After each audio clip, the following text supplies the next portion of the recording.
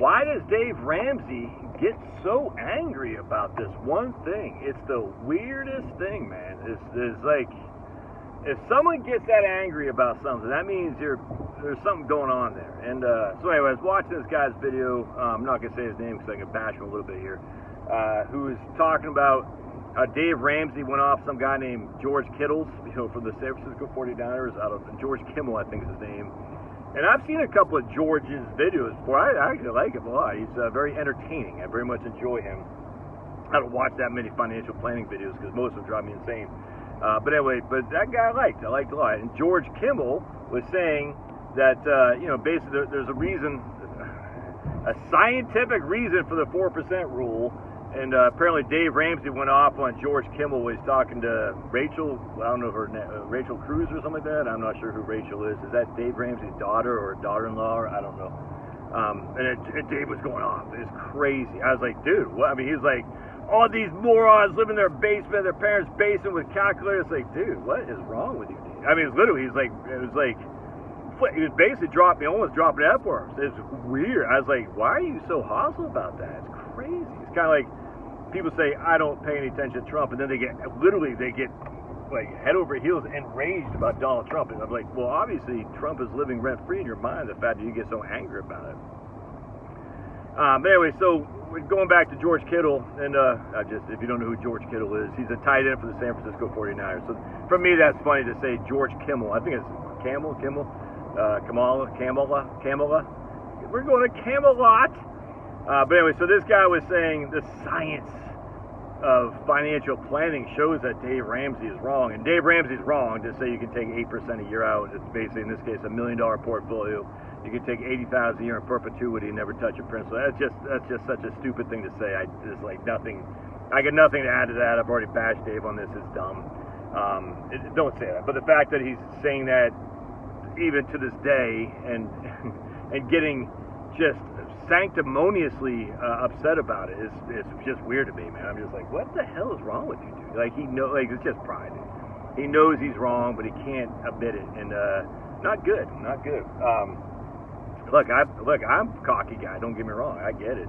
And when people are, and when I see enough people that I respect on my YouTube channel and give me evidence, I'm willing to revisit it. I don't like it. I've done videos before. I said, man, I got it wrong. But when I see enough people, again, on my YouTube channel who chime in, I'm willing to just change my thought process on that. Anyway, so Dave Ramsey with 8%, his logic is 12% a year the S&P is averaged, 4% for inflation. Thus, you have 8% you can take out without touching your principal, and in fact, the principal will grow with inflation. It's mind-bogglingly stupid. It really is. And the fact that his daughter Rachel was sitting there while Dave Ramsey's going his rant, like he kept mansplaining. You're mansplaining, but she would try to chime in, trying to calm him down. He was just going off. It's weird, dude. I hope Dave Ramsey isn't a drinker, because if he is, he must not be fun around Thanksgiving. Like, dude, just relax, Dave. I mean, literally relax, dude. You're too fired up, man. That your heart pressure must be going through the roof. And then this guy George Kimmel, he's like, whoever, he knew. I guess George Kimmel is somehow affiliated with Dave Ramsey. George Kimmel said it right. He goes, you can't do that, blah, blah, blah, 4%, even 3%, Dave Ramsey went off. And, of course, George Kimmel backtracked, basically trying to keep his job according to this one video. And it was the guy who does these videos is pretty good. Look, it's David Knight or something like that. I think he did the Power of Zero. I haven't read the book. A lot of y'all had and told me about it, and good stuff. And I actually like David McKnight. I think is his name. David McKnight's videos. I hate with a passion the idea there's a science behind financial planning. There is not. There is not. Financial planning, investment is all speculative. It's all speculation. There is no science to this stuff. I don't know how else to say it.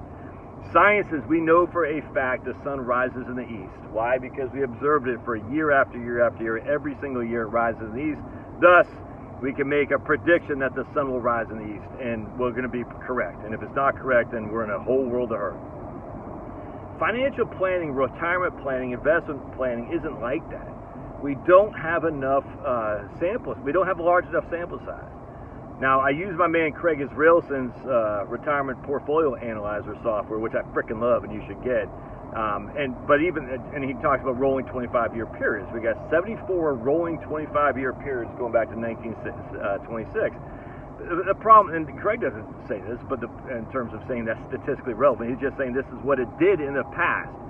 Can you extrapolate that was what it could do in the future? Sure, but it's not scientific, and the reason is there's just not enough statistics. We don't have enough evidence. We have, in terms of a 30-year retirement plan, going back to 1871, we only have like 4, a sample size of 4. That's it. Why? Man, I can't. I lost a guy who's a good guy. I like this guy, my man Chris, but I think he got perturbed with me when I kept harking on this. There's no statistical reliability of a sample size of 4. We only have 4 unique 30-year rolling periods of investments. You're going back to 1871. That's it, man. 1871 to 1900, 1900, 1930, 1931 to whatever it is, 1960, something like that, and whatever. So we only have 4. That's it. We don't have more than 4. We have 4. That is it. Maybe. No, I think it's just 4, 4.5 or something like that. Now, what Chris and others will argue about the science is that we have all these rolling time frames, these rolling years, 1926 and 1955, 1927 and 1956. The problem with that is those are so highly correlated, they're not statistically relevant. I cannot stress this enough. 1926 to 1955 has a 96.6% correlation between 1927 and 1956. And as such, these are not independent of each other. To be statistically relevant, it has to be independent, and they're just not. And any statistician or mathematician will know this. That's what I should say. A real mathematician would know this. They say to be statistically reliable, they have to be completely independent. And these just aren't. And so, again, using Craig Israelson's software, we're not saying this is what you can expect. I hope not. I hope you would never say it. You're saying this is what's happened in the past. It could happen in the future. We don't know. It's not like the sun rises in the east because we don't have enough sample size. If you only had 4 examples of the sun rising in the east, you're just a brand new baby boy, and for some reason you can talk, and you can observe, and you can make observations. Anecdotal observations, i.e., I'm alive, I see the sun rise in the east 4 times. That is not enough of a sample size for you to say, time 5, it will rise in the east. That's just simply not true. You don't know. I mean, it's like, should you make a prediction of that? Sure, you can make a prediction, but it's not science. It's not science. That's just anecdotal. We want empirical, tried evidence over and over and over again. And we just don't have that with investments. We just don't, man. And as such, to say with any statistical, quote, science, unquote, probability, it's just not there. It really, really bothers me when people think this. And I hear it all the time. People say, well, this is what happened in the past, will happen in the future. And I just always think about this for a second. Just think, use your brain, man. And not, you guys always use your brains. I'm just talking to the general audience as a whole who might come across this video. Why would the things that happen in the past happen in the future? What caused the things to happen in the past? Well, we had World War II, which everything went to hell in a handbasket. The only thing left in town was the United States of America. Would that happen again? What? No. All right, what caused a small cap boom in the late 70s, early 80s? And would that happen again? Was the advent of ERISA, Employee Retirement Income Security Act in 1974. That caused that small cap boom. Will that happen again? No. I mean, could something else cause that small cap boom? Sure. But could you say because there's a small cap boom, which has happened because of the passage of ERISA, you can't say that will happen. You just can't. You can't say America is going to boom like in 1950s like we did because we're the only game in town after World War II. You can't say that. The stock market doesn't just manage itself, say, oh yeah, the stock market is not independent of the economic issues at hand. The markets and the bond market too. What happened when the bonds get crushed in the late 80s and the late 70s? Well, because interest rates were being raised sky high. What happened when bonds getting crushed in 2022? Interest rates were raised sky high. Could you say that's going to happen again? I don't know, but you can't make a prediction based on it. You can make a prediction. You can't make a scientific statistical probability based on that. What caused the interest rates to go up? Well, it was the stupid COVID response. Well, I mean, see how this is the problem with behavior science and behavior economics, by the way. Oh, your behavior caused this, and this the problem with financial academics and their stupid math. Well, these happened in the past. What caused this stuff to happen in the past? The 1973 OPEC stuff. George Mason. Richard Nixon getting off the gold stand, close the gold window. Richard Nixon's price controls. All these, the markets aren't independent of these things. These things affect the market.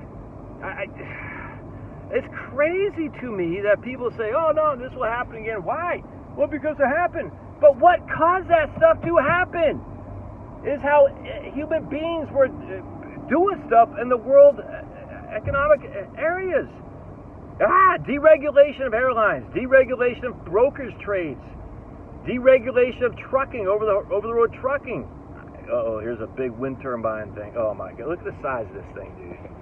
Holy crap, look at that. Can you see that? That thing, how many eagles is that thing gonna kill? I hope y'all can see that. Dude, I hate wind turbines. Wind turbines are pure evil. Oh boy, do I despise you, wind turbines. You know, they got that movie, How to Blow Up a Pipeline or something like that. And the same people saying how to blow up a pipeline are freaking big on wind turbines. Again, another reason you got to look at RFK's interview with Tucker the other day, dude. It'll blow your mind, man. It'll blow your mind. I'm going through, I don't know where the hell I am, north of Columbus. I headed to Cleveland so I could do my seminar. Your old buddy Josh's first seminar in 7 years? 7 years. Yeah, 2024, 2017, 7 years. Damn. 6 years, 2018. I did one in June of 2018. Anyway, all right, that's all I gotta say about that. So anyway, the Dave Ramsey stuff is just dumb. It's idiotic to even argue with that guy about this because he'll get so mad, and just whenever people get that mad, you just gotta walk away. It's not worth your time. Return to Shawshank. Ooh, what the hell is that? Shawshank 30. All right, dude, I'm kind of digging Ohio, man. I tell you, that town, Newport, Connecticut, I love it, dude. It's right over the bridge of Cincinnati. Had all these bars, all these pizza places. It looked fantastic. Big fan. I was thinking about Ohio, which I like a lot. They got a lot of small towns that you can actually live in the town, and you don't have to live in the suburbs necessarily. You can actually, it just reminds me of old school American, where like people just lived in the town. They could walk downtown, grab a pizza and stuff. You don't have to see. I've been living in the suburbs for so long, it just gets old, dude. I'm not an anti-suburban guy, trust me, but how nice would it be just to walk and get a freaking pizza and walk home? When we lived in Haddonfield, New Jersey, it was like that. We had this place up right downtown Haddonfield. You could walk up there and just get your pizza. Because we used to walk to school. You could walk to the train, walk to the library, walk downtown, walk to church. It was freaking fantastic. I loved it. So last night I went from the Cincinnati Reds game. I walked from there all the way to Ross Dress for Less, which is in Newport, Kentucky. And about 2 miles walked each side. Man, I was walking, I was sweating like a freaking pig. When I got back to my hotel, I was sweating like a pig. It was crazy. Had to work off some of my calories, were just sitting here in the car for 6 hours. All right, God bless. Love your thoughts. We'll see you.